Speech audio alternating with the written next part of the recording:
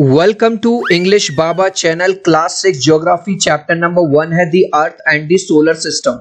आज हम करेंगे इसके क्वेश्चन आंसर, तो जल्दी से वीडियो को लाइक कर दो।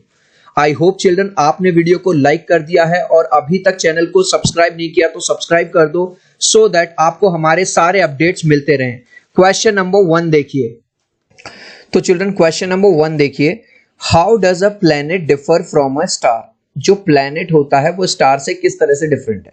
तो ये हैं हमारे प्लैनेट्स और ये हैं हमारे स्टार्स, ठीक है। तो सबसे पहले इमेज से समझते हैं। जो प्लैनेट्स होते हैं इनकी खुद की कोई लाइट नहीं होती, लेकिन जो स्टार्स होते हैं इनकी खुद की लाइट होती है। अगर हम कंपेयर करें प्लैनेट्स को स्टार से, तो जो प्लैनेट हैं वो स्मॉल होते हैं, छोटे होते हैं, और जो स्टार्स हैं वो बिग होते हैं। अब आंसर आप लिख के कैसे आओगे एग्जाम में वो देखो। एक तरफ आप प्लैनेट्स लिख लोगे, दूसरी तरफ आप लिख लोगे स्टार्स, ठीक है। तो प्लैनेट्स में क्या लिखोगे, does not have its own light, इनकी खुद की अपनी लाइट नहीं होती। हैव इट्स ओन लाइट, इनके पास अपनी स्टार्स की खुद की लाइट होती है। Number 2, usually smaller than star, जो प्लैनेट्स होते हैं वो क्या होते हैं, स्टार से छोटे होते हैं साइज में। यूजुअली बिगर देन प्लैनेट्स, और स्टार्स क्या होते हैं, प्लैनेट से यूजुअली बड़े होते हैं। Next question, what is meant by the solar system. अब आप चिल्ड्रन सोलर सिस्टम क्या है ये पूछ रहा है। तो सोलर सिस्टम है ये जितने भी प्लैनेट्स हैं इन सबको मिला के, सन को मिला के, और ठीक है जो छोटे छोटे जो एस्टेरॉइड्स वगैरह हैं इन सबको मिला के इनका एक कलेक्शन है। तो आंसर देखो कैसे लिखेंगे, द कलेक्शन ऑफ 8 प्लैनेट्स, ये वाले सारे 8 प्लैनेट्स हैं ये, एंड देयर मून्स, इनके सबके moons, in orbit round the sun, ये जो ऑर्बिट चक्कर लगाते हैं सन के चारों तरफ, together with small bodies is called solar system. और जो छोटे छोटे एस्टेरॉइड्स वगैरह छोटी छोटी बॉडीज हैं इन सबको मिला के क्या बनता है, सोलर सिस्टम बनता है। Name all the planets according to their distance from the sun. तो हमें सन से जो प्लैनेट्स की जो डिस्टेंस है उसके हिसाब से देखो, सबसे पहले हमारा क्या आ रहा है, सबसे पहले हमारा मरकरी, तो हमने मरकरी लिख दिया। फिर क्या आ रहा है, फिर आ रहा है हमारा वीनस, वीनस लिख दिया। वीनस के बाद क्या है हमारा अर्थ आ रहा है, अर्थ लिख दिया। अर्थ के बाद मार्स, मार्स। फिर क्या आ रहा है, ये सबसे बड़ा प्लेनेट जुपिटर, ये लिख दिया। फिर इसके बाद ये रहा, आपको दिख रहा होगा सैटर्न, सैटर्न लिख दिया। यूरेनस लिख दिया, और लास्ट में क्या लिख दिया, नेपच्यून। तो आपको ये इसी सीक्वेंस में लिखना है चिल्ड्रन, क्योंकि इसने सन से डिस्टेंस के हिसाब से पूछा है। तो याद रखना आपको एक सीक्वेंस फॉलो करनी पड़ेगी। Next, Why is the earth called a unique planet. अब देखो यार, प्लेनेट तो इतने सारे हैं, ठीक है, अभी आपने देखा, लेकिन अर्थ को ही यूनिक प्लेनेट क्यों कहा गया है, क्योंकि अर्थ पे ही लाइफ है, अर्थ पे ही जीव जंतु जानवर आदमी इंसान रहते हैं। नंबर 1 पॉइंट लिख दोगे, life exist only on earth. Life कहां पे पॉसिबल है, केवल अर्थ पे पॉसिबल है। सेकेंड पॉइंट क्या लिखोगे, it has oxygen and water. अब यार अगर कहीं पे लाइफ चाहिए, अगर आप जिंदा रहना चाहते हो तो ऑक्सीजन की भी तो जरूरत पड़ेगी जिसमें आप सांस लोगे, वाटर की भी तो जरूरत पड़ेगी जो आप पानी को पियोगे। तो यही प्लेनेट ऐसा है जहां पे ऑक्सीजन और वाटर मिलता है। Number 3, temperature is moderate.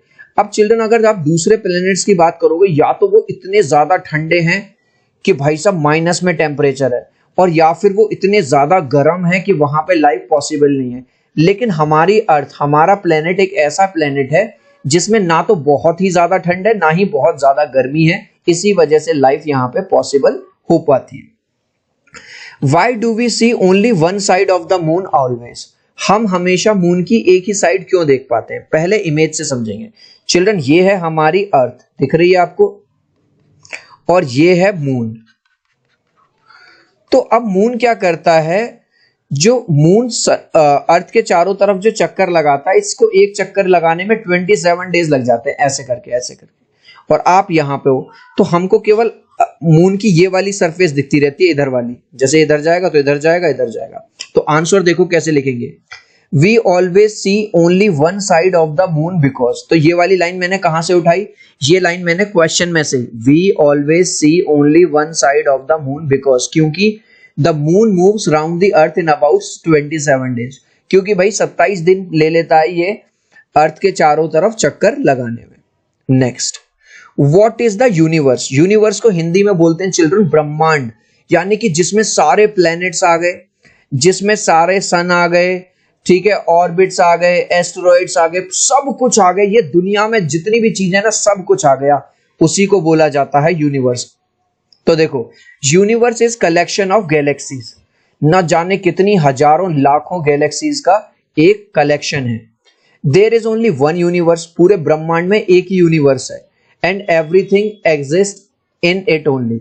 चाहे तुम्हारा घर हो, मेरा घर हो, पूरी अर्थ हो, पूरा वीनस हो, पूरा जुपिटर हो, पूरा सन हो, सब कुछ इसी यूनिवर्स के अंदर आ रहा है। अब चिल्ड्रन हम करेंगे कुछ एमसीक्यूज।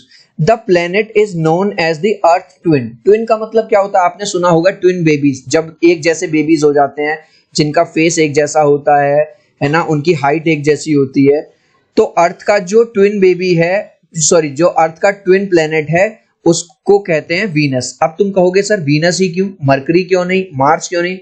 अब आप यहां देखो, ये रहा अर्थ और ये रहा वीनस, इनकी जो साइज है, दोनों का साइज लगभग एक जैसा है, दोनों का स्ट्रक्चर जो है लगभग ऐसा है, इसलिए कहा जाता है कि जो वीनस है वो अर्थ का ट्विन है। Next, which is the third nearest planet to the sun. अब देखो, खुद देखो, ये रहा हमारा सन, सन से पहला है मरकरी, दूसरा है वीनस, तीसरा कौन सा आ रहा है? अर्थ।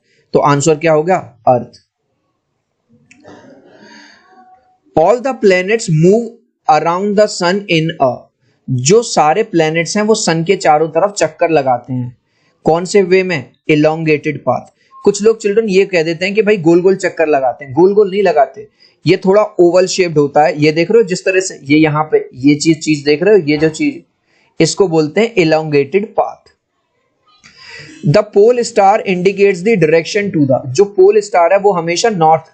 पुराने टाइम में जब चिल्ड्रन ये सब फैसिलिटीज नहीं होती थी आज की तरह, तो जो ट्रेवलर होते थे, अगर उनको कोई डायरेक्शन पता करनी होती थी तो वो हमेशा नॉर्थ स्टार को देखते थे रात में, क्योंकि जो नॉर्थ स्टार है, पोल स्टार है, वो हमेशा कहां निकलता है? नॉर्थ दिशा में, नॉर्थ डायरेक्शन में।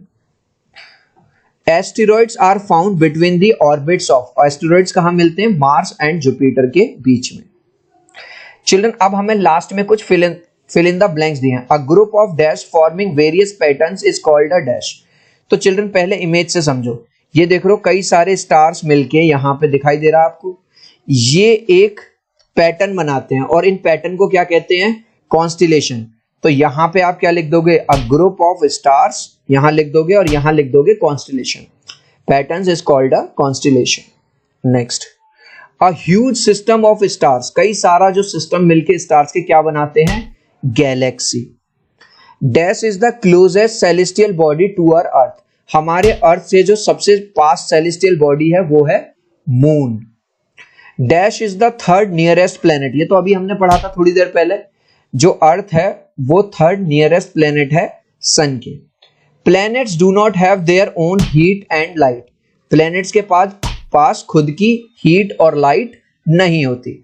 चिल्ड्रन, इस लास्ट क्वेश्चन का आंसर आप मुझे दोगे कमेंट सेक्शन में, देखता हूं कितने बच्चे राइट आंसर देंगे। मैंने थोड़ी देर पहले ही ये आपको बताया था। The planet is known as the earth twin, earth का जो ट्विन होता है उसको क्या बोलते हैं? जुपिटर है वो, सैटर्न है वो, या वीनस है? आप चाहो तो अपने आंसर में ए, बी या सी लिख देना, मैं समझ जाऊंगा। आई होप मेरा ये छोटा सा वीडियो आपको बहुत अच्छा लगा होगा। प्लीज वीडियो को लाइक कर देना, चैनल को सब्सक्राइब कर देना। अब हम मिलते हैं अगले वीडियो में, बाय बाय।